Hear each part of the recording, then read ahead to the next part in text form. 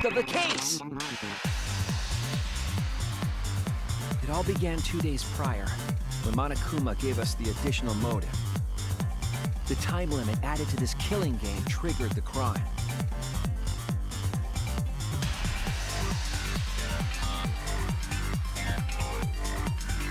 After the announcement, some of us decided to form groups to plan our next move.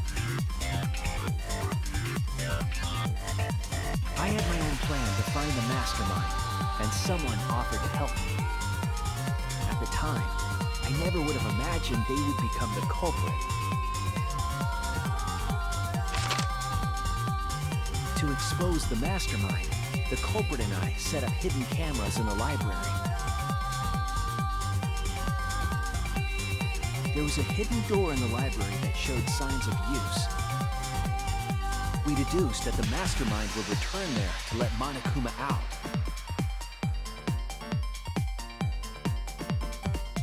The next day, we asked Miu if she could modify some cameras for our trap.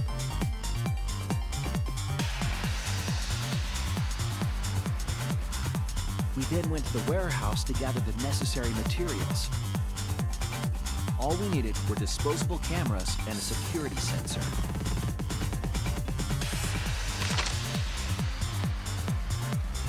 But the culprit found something else there. The murder weapon. That's right, the shot-put ball.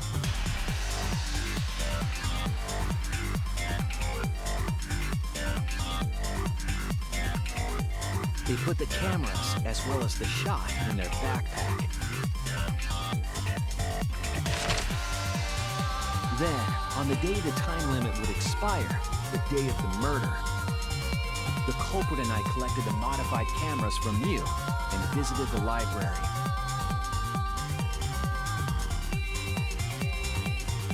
Once there, we searched the room for ideal locations to place the cameras.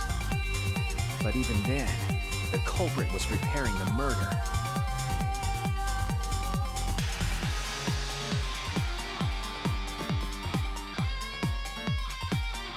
They began by removing the vent grate and laid it inside the air duct.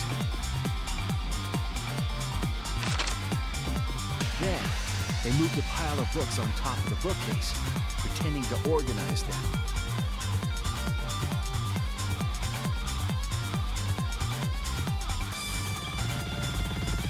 After that, they placed open encyclopedias on the final bookcase.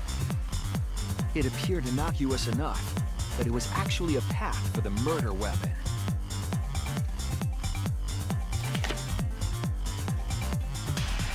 The culprit also tampered with a hidden camera linked to the security sensor.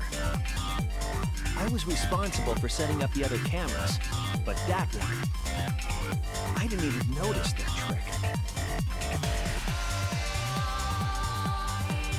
They used duct tape to keep the flash function on.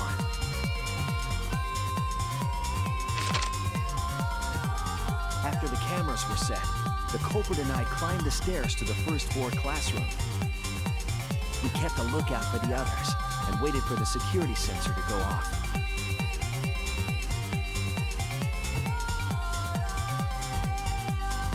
During the stakeout, we saw Kaito and 6 others go down to the basement. Rantaro was with them, the first victim.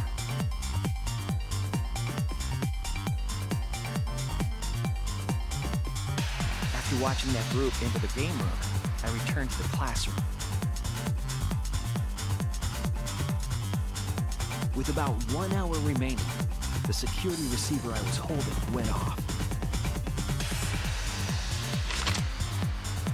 I assumed it was the mastermind, so I ran out of the classroom to the library. I was in such a hurry, I left the culprit behind. Looking back on it now, that was the last chance I had to stop the murder.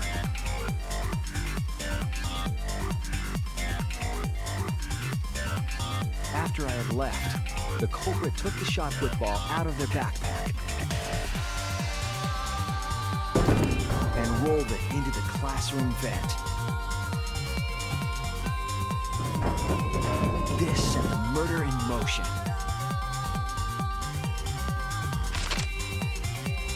Rantaro had moved the bookcase, triggering the receiver.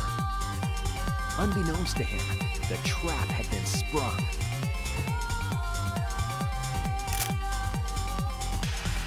First, the modified camera took a picture of Rantaro with the flash on. Rantaro noticed the flash and approached the bookcase to inspect the camera. The camera flash lured Rantaro directly into the murder weapon's path. The shot the culprit tossed into the vent rolled through the air duct.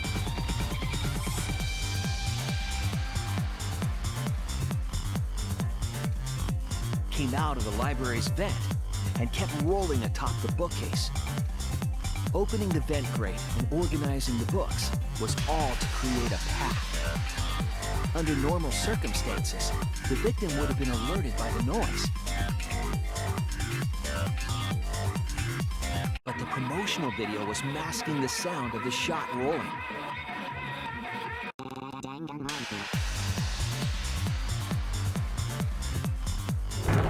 The shot kept rolling, then fell on Rantaro's head, killing him instantly.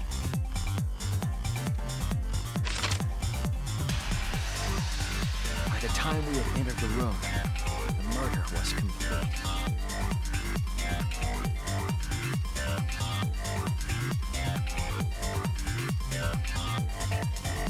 I imagine, seeing Rantaro's body, the culprit probably thought, the mastermind is dead, the game is over, now we can all go home. But their wish didn't come true, because Rantaro wasn't the mastermind. It was murder, in an attempt to save all our lives. That is the truth.